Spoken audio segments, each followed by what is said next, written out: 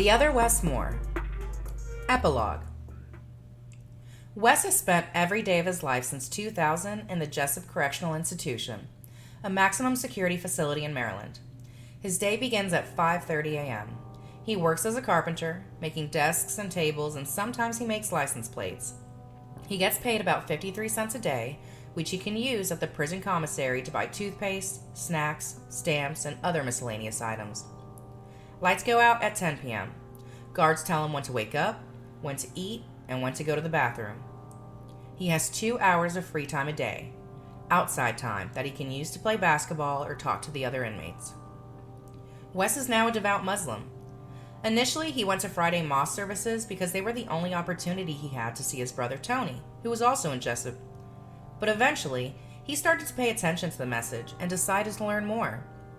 He is now a leader in the significant Muslim community in the Jessup prison. Wes's family still visits him occasionally, but the visits are not easy on Wes. He is exhaustively searched before being let into the visitors' area. The joy he feels when he is sitting across from a loved one quickly dissipates at the end of the visit as he walks back through the gate to his cell. It hurts him that he has no control over what's happening with his family on the outside. He has stopped answering questions like, "How are you doing?" His answer doesn't change. His days don't change. When he gets visitors, he mainly sits and listens. In 2008, Wes and many of his fellow inmates followed the presidential campaign closely, hoping for the election of the first black president in American history. The inmates celebrated when Barack Obama won, but their enthusiasm faded quickly. Wes and the other lifers realized that, no matter who the president was, their fate was sealed. At the time of this book's writing, Wes has just become a grandfather. He is serving the 10th year of a life sentence. He is 33 years old. Here's what some of the other characters in the story have been up to since 2000. My mother retired from her job with a foundation for disadvantaged children, where she managed communications for grantees. She is now running her own consultancy focused on helping foundations use film and media to tell their stories. She works in Baltimore and lives just outside the city. She says she enjoys the slower pace and quiet. She remains the rock of the family. My sisters are both doing very well. Nikki runs her own event planning business in Virginia. Shawnee graduated from Princeton University in 2001, after which she attended Stanford Law School on a full scholarship. She and her husband live in Los Angeles. Uncle Howard has remained a mentor and guide in my life and was the co-best man, along with Justin, at my wedding. He lives in southern New Jersey with my Aunt Pam and their 2 daughters. Despite having a difficult time with the death of his mother, Justin managed to finish high school strong and received a scholarship to college. While he was in his senior year of college, his father passed away in a house fire, and Justin himself battled and beat a rare form of cancer. Since graduating from college, he has worked in education and now serves as dean at a prestigious high school outside Philadelphia. He has devoted his professional life to addressing the educational disparities in this country. Captain Ty Hill graduated from Valley Forge Military College and earned the rank of second lieutenant in the United States Army Reserve. He served in the Army as an officer from 1992 to 1999 and has worked as a corporate lawyer since. He was a groomsman at my wedding and remains a cherished friend and mentor. He lives in New York and still intimidates the hell out of me. My grandfather passed away from complications of stomach cancer in 2005. Despite the best efforts of my chain of command to get me back to the Bronx from Afghanistan, I could not get there in time to say goodbye. Fortunately, I was able to be home for his funeral and was one of hundreds who were there to pay their respects and let him know how much he meant to us as he was laid to rest. My grandmother still lives in the same home in the Bronx, presiding as ever as the family matriarch. She is in her 80s and still watches over her family like a lioness protecting her pride. She still makes a mean batch of codfish whenever we come over. Wes's mother, Mary, works in medical technology, specializing in elder care. She is raising 6 children, 3 of Wes's kids, her niece, her nephew, and her youngest son. She lives in Aberdeen, Maryland, a little under an hour away from Baltimore City. Wes's Aunt Nicey has been working for the state of Maryland doing home visits for the elderly, sick, and shut-in for a decade. Her children live in Maryland and Pennsylvania, and her youngest just graduated from high school. All of her children finished high school. Wes's brother, Tony, was sentenced to life in prison without the possibility of parole after he was convicted as the triggerman in the death of Sergeant Prothero. The death penalty was taken off the table after Tony agreed to cooperate with the state. Sergeant Prothero's sister told Tony as he was leaving the courthouse after sentencing that Bruce stood for everything that was good in society, and you stand for everything that is evil.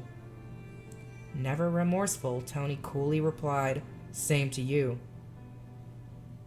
In March 2008, Tony died in prison from kidney failure. He was 38 years old. Wes's best friend Woody spent many of his years after high school going in and out of prison. When the second of his 3 children was born, his sister had a stern talk with him about getting a legitimate job so he could watch his kids grow up.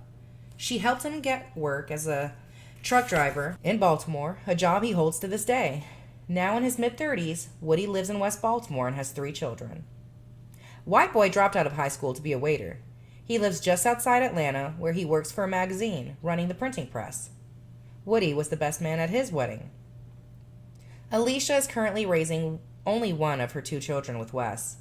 She works security for the Transportation Security Administration at a Maryland airport and lives in Aberdeen, close to Wes's mother. Cheryl battled drug addiction for years and eventually lost custody of her 2 children with Wes.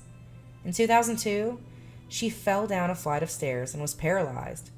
She died soon after from complications of the injuries. She was 24 years old. As for me, after receiving the Rhodes Scholarship, I spent 2.5 years completing my master's in international relations at Oxford. It was as revelatory, exciting, intense, and surreal as Mayor Schmoke promised. My time at Oxford began immediately after the attacks of September 11, 2001, which further heightened my sensitivity to being an American abroad, but also helped me get a better understanding of the international reaction to those searing events. When I returned to the States, I interned in Washington, D.C., focusing on homeland security issues. But many of my mentors told me that if I really wanted to understand the changes going on in American and international policy, I needed to understand the global economic system. So after completing my graduate degree, I joined the world of high finance on Wall Street. While I was working there, 2 American wars raged on.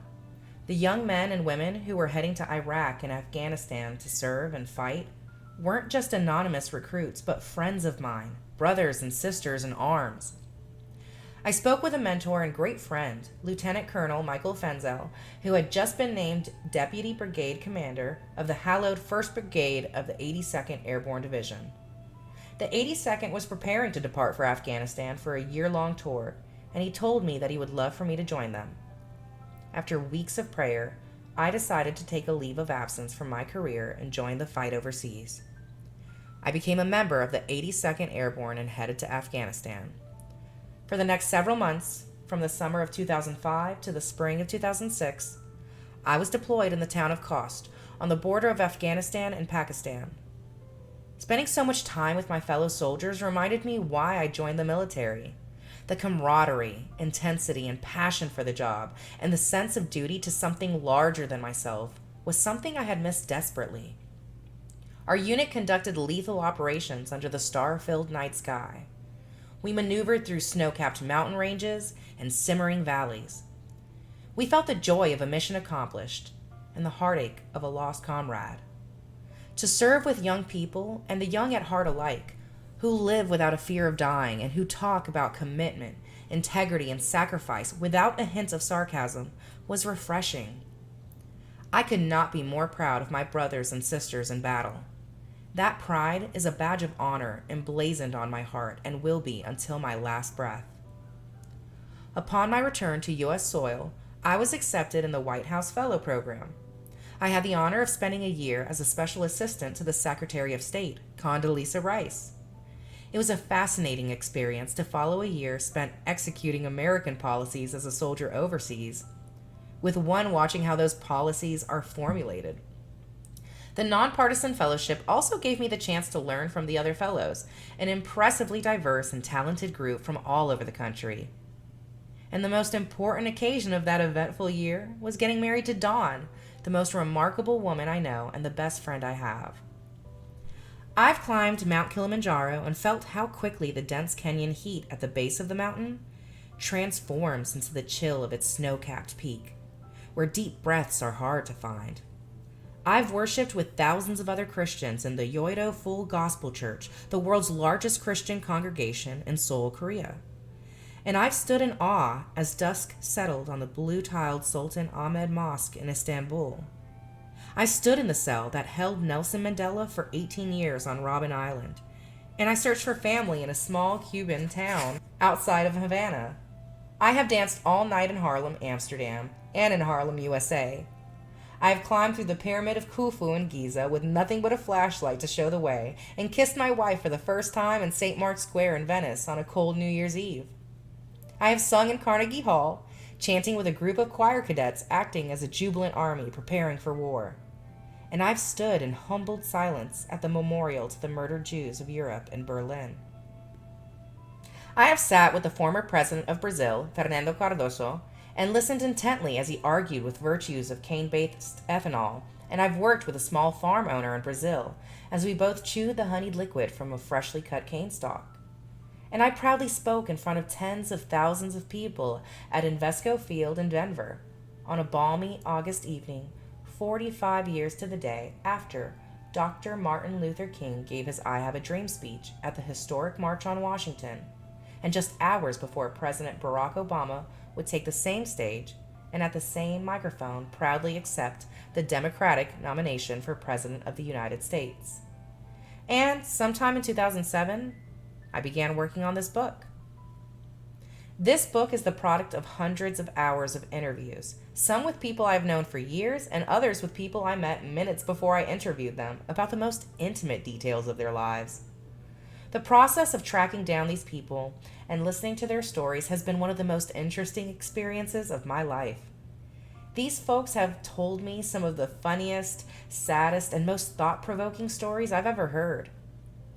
I have no journalistic experience or training, but I attacked this project with a fervor and excitement that I didn't know I had. For over 2 years, my days would begin at 5:30 in the morning, and a cup of tea later, I was in front of my computer taking my notes and research and trying to piece them into a coherent story about these two very real lives. My father was a journalist, and I hope that in some way this journey has proven that, as my mother says, I honestly inherited his passion for getting the story right. I've also enjoyed going around the country and globe, speaking to people about these stories, and then hearing back from all kinds of audiences about the Wesses they've known or even been themselves. And when I finish my story, the question that comes up the most is the one that initiated this quest. What made the difference? And the truth is that I don't know. The answer is elusive. People are so wildly different, and it's hard to know when genetics or environment or just bad luck is decisive. As I've puzzled over the issue, I've become convinced that there are some clear and powerful measures that can be taken during this crucial time in a young person's life. Some of the ones that helped me come to mind, from finding strong mentors to being entrusted with responsibilities that forced me to get serious about my behavior. There is no one thing that leads people to move in one direction or another. I think the best we can do is give our young people a chance to make the best decisions possible by providing them with the information and the tools and the support they need. Things have not been perfect for me in the years since this book's story ended. Like many boys who grow up without a father in the home, I searched for ways to fill that hole, sometimes in places I shouldn't have looked. I made some tremendous mistakes along the way. I have done things I deeply regret, said things I wish I could take back, and disappointed people in ways that still embarrass me. I have fought battles I should not have engaged in, and walked away from causes that needed and deserved a champion. But I've had the freedom to make those mistakes and the freedom to seek redemption for them. When we're young, it sometimes seems as if the world doesn't exist outside our city, our block, our house, our room. We make decisions based on what we see in that limited world and follow the only models available. The most important thing that happened to me was not being physically transported. The moves from Baltimore to the Bronx to Valley Forge didn't change my way of thinking. What changed was that I found myself surrounded by people, starting with my mom, grandparents, uncles, and aunts, and leading to a string of wonderful role models and mentors who kept pushing me to see more than what was directly in front of me, to see the boundless possibilities of the wider world and the unexplored possibilities within myself.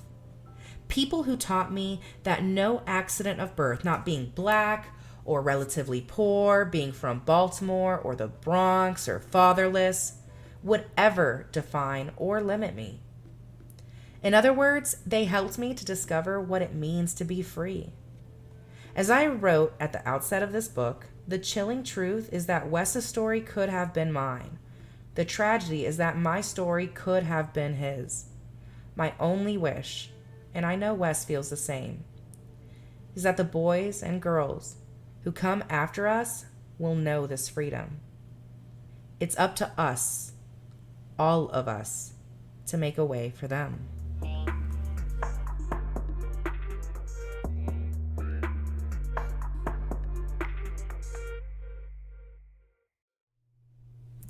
And that was The Other Wes Moore, One Name, Two Fates by Wes Moore. And I've been your narrator, that weird English teacher, and I hope you've enjoyed. Thank you so much for listening and supporting. I really appreciate it. If you like these videos, please be sure to hit that like and subscribe button. Be sure to come back for more of these dramatized audiobooks. And if you're interested, I have tutoring videos as well, which I'll hopefully be able to post more of in the coming months. So please be sure to check those out. And for any of my own students listening, you guys are the inspiration for this whole channel. You guys are my reason why. So special thanks to you. I love y'all.